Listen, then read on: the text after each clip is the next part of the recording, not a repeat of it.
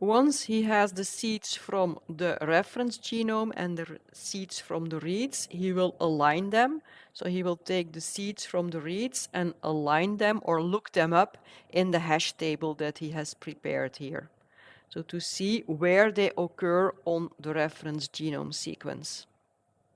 If he can find a seed from the reads in the hash table, he will consider it as a match. So if the matching reference seed is not in the top 0.02% of the most frequent seeds from the reference genome, it will be retained. And this percentage can be defined using a parameter in the mapping options. This one, filter out top float fraction of repetitive minimizers. So here again, you have to give him a frequency. So if you want to translate this into a percentage, you have to multiply it by 100. So you see here that the default is indeed 0.02%. So the matches that remain are then sorted according to the position in the reference genome. And then Minimap will look for chains. So chains are groups of at least 3 matches that are very close together on the reference genome.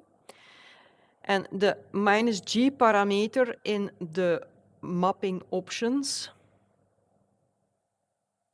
this one, stop chain elongation if there are no minimizers in int pp, specifies how far apart they can be. The -n parameter that you see here, the minimal number of minimizers on a chain, defines the minimum number of matches that should occur in each other's vicinity to speak of a chain. So that's what you do here. You sort them according to position on the genome, and then you're going to look for groups where you have matches very close together. And for these chains that are found in that way, he's going to extend the alignment, so to make a classic full alignment, so a global alignment. And these alignments are then scored.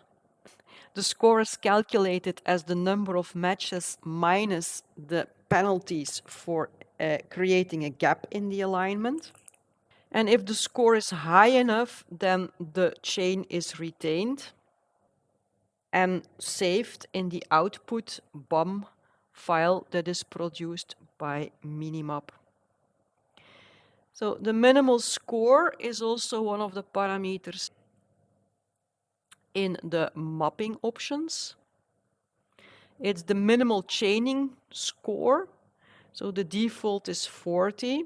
So you need at least 40 perfect matches in the alignment.